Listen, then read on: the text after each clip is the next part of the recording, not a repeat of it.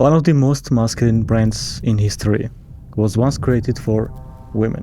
Marlboro didn't start with toughness, it didn't start with cowboys, and it didn't even start with men. The story of this brand goes way back to 1847, when this man, named Philip Morris, opened his first small tobacco luxury store in London. During its first years, he was selling Turkish tobacco to British wealthy customers, and his store became very famous for its high quality very fast. And even after Philip Morris died, his family kept building the family business. When his family took over the business, they opened their first factory on the Great Marlborough Street, and this is where the name comes from. And only in 1908, they registered the Marlboro trademark. And by the time brand entered to the US in 1924, it already had a solid reputation. At the time, people already trusted tobacco, but they didn't trust filtered cigarettes. Because filtered cigarettes at the time were not considered tough, they were not manly, and Marlboro at the time was making cigarettes only for women. The filter itself was seen as something very soft and very feminine,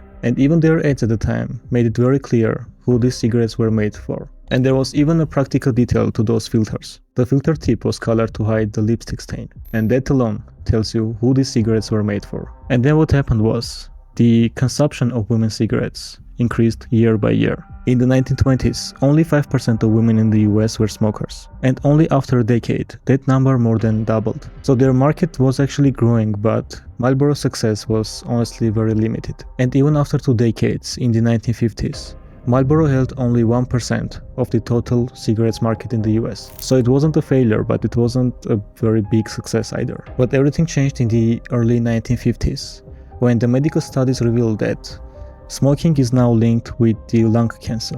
Out of its long and exhaustive deliberations, the committee has reached the overall judgment that cigarette smoking is a health hazard of sufficient importance to the United States to warrant remedial action.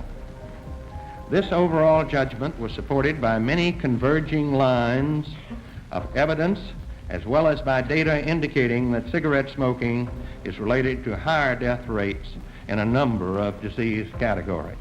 And after all those studies, all the magazines, newspapers, and radio stations started to talk about the dangers of smoking openly. And smoking went from being normal to maybe dangerous. And suddenly, those feminine filters mattered. And after all those studies, filtered cigarettes are now seen as more cleaner and safer. But here was the problem. Men didn't want to be associated with something feminine, so they actively denied all those filtered cigarettes. So Philip Morris noticed this very strange gap, that the science recommended filtered cigarettes, but men actively denied it. So men actually wanted filtered cigarettes, but they rejected the image, because men didn't want to appear as soft and cautious. So men actually wanted safety, but they didn't want to lose their muscular image. So this very strange gap created one of the biggest marketing opportunities in history. And Philip Morris understood it immediately. And instead of changing their product, they decided that they are gonna change the story of their company. So they went to Leo Burnett, one of the biggest advertising geniuses in history, and they decided that they are gonna change something radically. So they took their feminine cigarettes and turned them into one of the most masculine symbols in the world. The strategy was very simple. They needed to show men that the most independent and the most powerful men are smoking filtered cigarettes. So they tried various characters to promote their brand as something very muscular. They tested all these masculine characters of sailors, athletes, construction workers, but none of those characters were timeless. And eventually, they ended up choosing the cowboy as their hero. And unlike all those previous tests, this one wasn't a profession. This one was an American myth. Cigarettes are sissy. Some people think that filter cigarettes of any kind are kind of sissy, and we want to make it masculine. I said, what's the most masculine symbol you can think of? And right off the top of his head, one of these writers spoke up and said, a cowboy. I said, that's for sure. I said, go over there and draw this cowboy roughly. I have some layout pads, and let's make a great big sketch of this cowboy out of this book here. And he did that. I said, so far so good. We got a masculine image. And but now I've always felt that any product should have a source, a recognized source that people respect. And this idea gave birth to the Marlboro Man. The Marlboro Man wasn't about smoking, it was about identity. And it actually worked faster than anyone expected. So they first tried to use models as cowboys, but something actually went wrong.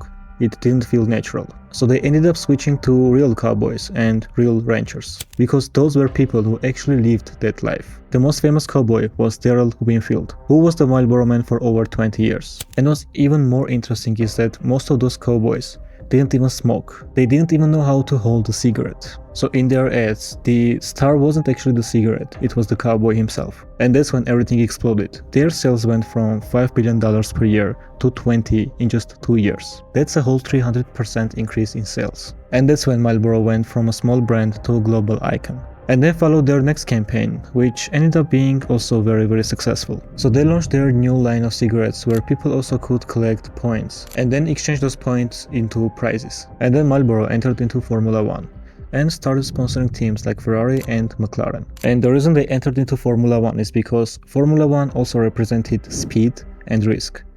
It's not a cowboy, but it also was very masculine. So Marlboro actually did a very great job not only dominating the cigarettes market, but they also dominated the perception. And then in 1993, they did something very unexpected. They suddenly cut their price by 20% to compete with smaller brands. And that actually caused a big chaos in the market.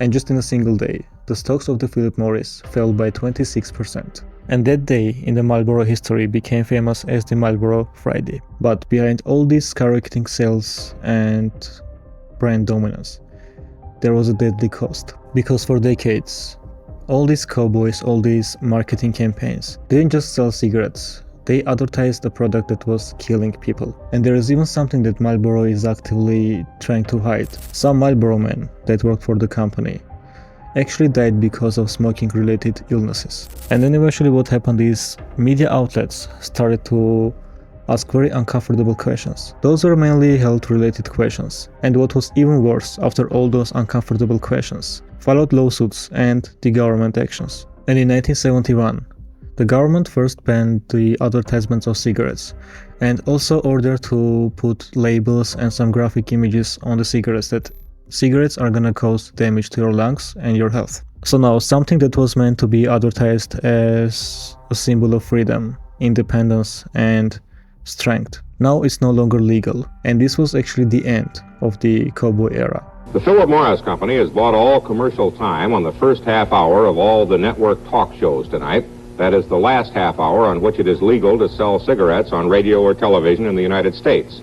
It marks, as we like to say, the end of an era. It's been a long era.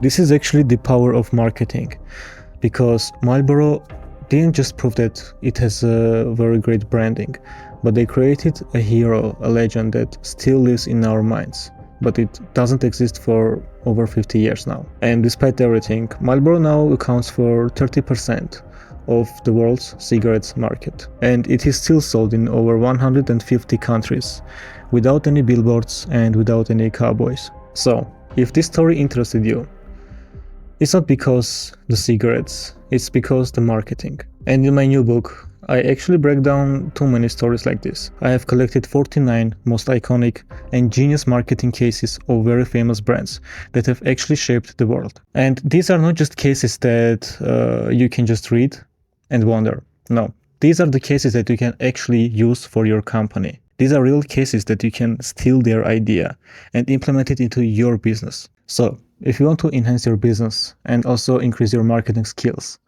make sure you buy this book using the link in the description. Thank you.